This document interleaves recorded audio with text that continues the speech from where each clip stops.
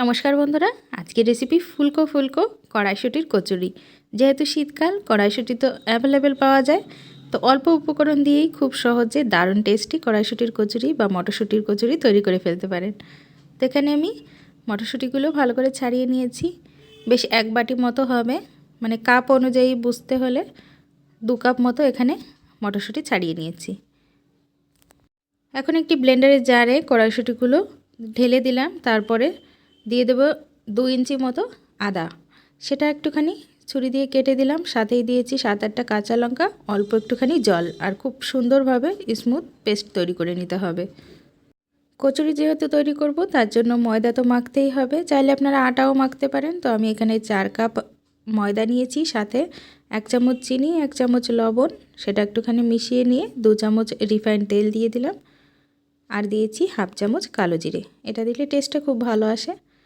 চাইলে আপনারা কালো জিরেটা স্কিপও করতে পারেন। হাত দিয়ে ভালো করে মেখে ময়ান দিয়ে নিতে হবে, যাতে কচুরিগুলো খুব সুন্দর ফুলকো ফুলকো তৈরি হয়, সাথেই খাস্তা হয়। তো দেখুন, এরকম মোটা তৈরি করলে যদি এরকম দলা পাকে, তাহলে বুঝতে হবে যে ময়ান দেওয়া সঠিক হয়েছে। 2-3 মিনিট ময়ান দেওয়ার পর দিয়ে দিলাম উষ্ণ গরম জল। আপনারা চাইলে নর্মাল জল দিয়েও আটাটাকে মেখে নিতে পারেন। তো ময়দার ভিতরে অল্প অল্প পরিমাণে জল দেব, আর খুব সুন্দরভাবেই কিন্তু ময়দাটাকে মাখতে হবে, একদম স্মুথভাবে। 3-4 মিনিট ভালো করে মেখে নেওয়ার পর দেখুন ময়দাটা মাখা কমপ্লিট হয়ে গেছে। এখন এটাকে রেস্টে রাখতে হবে প্রায় 10 মিনিট মতো।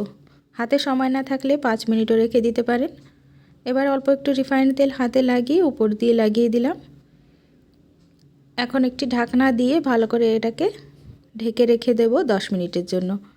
তত সময় কড়াইশুঁটিটা তৈরি করে নিচ্ছি। আটা কিংবা ময়দা ভালো করে মেখে 10 মিনিট বা 5 মিনিট রেস্টে রাখলে রুটি বা লুচি খুব সুন্দর হয়। কড়াইশুঁটিটাকে শুকনো শুকনো করে পেস্ট বানিয়ে নিয়েছি।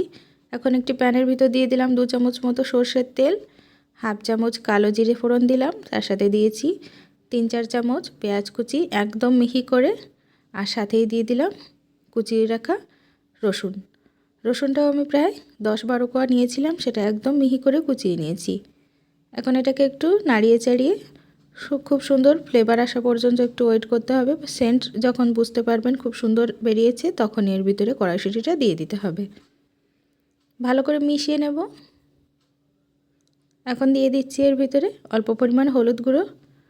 কড়াইশুঁটিটা যেহেতু সবুজ কালারের, আপনারা চাইলে হলুদ গুঁড়োটা স্কিপও করতে পারেন।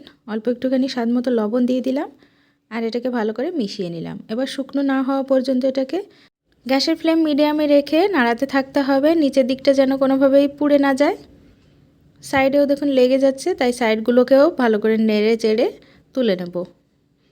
বেশ একটু শক্ত মতো বা ডোয়ের আকার মতো হয়ে গেছে। এখন এর ভিতরে দিয়ে দিচ্ছি একটুখানি ধনেপাতা কুচি। ধনেপাতা কুচিটা দিলে ফ্লেভারটা খুবই সুন্দর আসে। আবার একটুখানি মিশিয়ে নেব। এবার কিন্তু তৈরি হয়ে যাবে।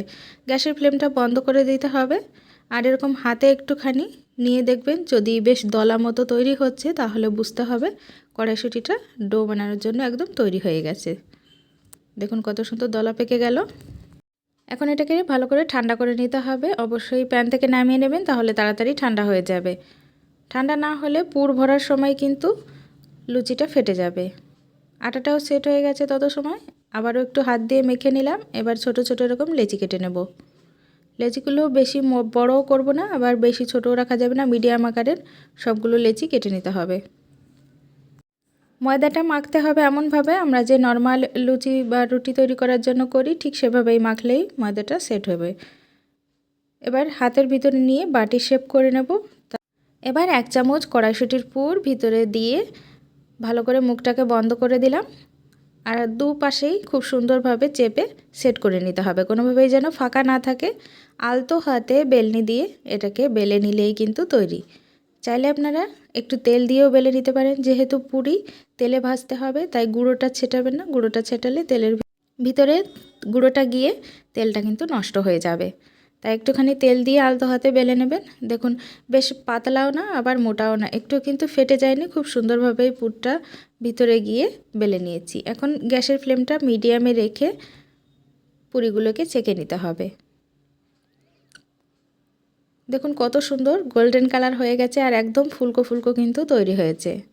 সবগুলো কড়াইশুঁটির কচুরি একইভাবে ভালো করে ভেজে নেব। যদি পুরটা ভিতরে ভালোভাবে ঢোকাতে পারেন তাহলে দেখবেন একটুও কিন্তু কড়াইশুঁটির কচুরিগুলো ফাটছে না বা ভিতর থেকে পুরটা বেরিয়ে আসছে না।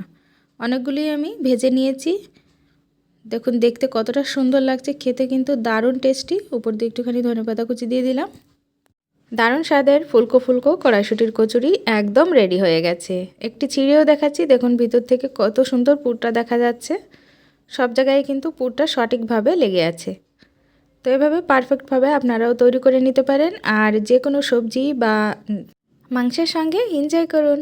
তো আজকের এই রেসিপিটি কেমন লাগলো অবশ্যই আমাকে কমেন্টস করে জানাবেন। রেসিপিটা ভালো লাগলে লাইক এবং শেয়ার করবেন। চ্যানেলে নতুন হলে সাবস্ক্রাইব করে রাখবেন। দেখা হবে অন্য রেসিপিতে। ততদিন ভালো থাকবেন, সুস্থ থাকবেন। বাই।